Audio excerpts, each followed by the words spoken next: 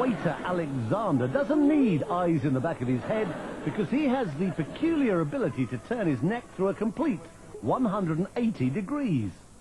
Normally the muscles and the vertebrae in the neck prevent that happening, but because of a peculiarity in his spine, Alexander has confounded orthopedic specialists for years.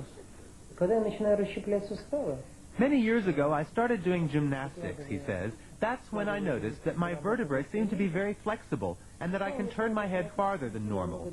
I worked at it little by little, going a little farther each time, and one day I was able to turn my head all the way around.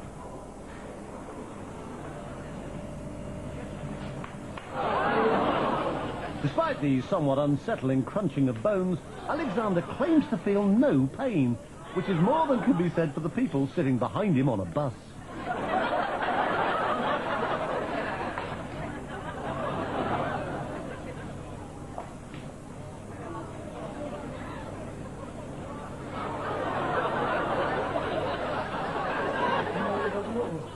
When I do it, it takes energy out of my whole body, he says. It requires 100% concentration.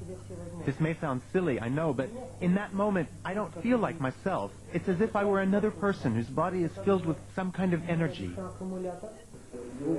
I've been a radiologist for more than 30 years, he says, but I've never seen anything like it.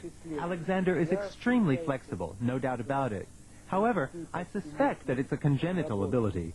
It's not something anyone could learn or train for. On the contrary, if someone else were to try it, they would surely break their neck. For me, it's absolutely normal and doesn't hurt at all. The fact that he can turn other people's heads as well, although obviously not as far, has encouraged Alexander to take his peculiar skill on a concert tour.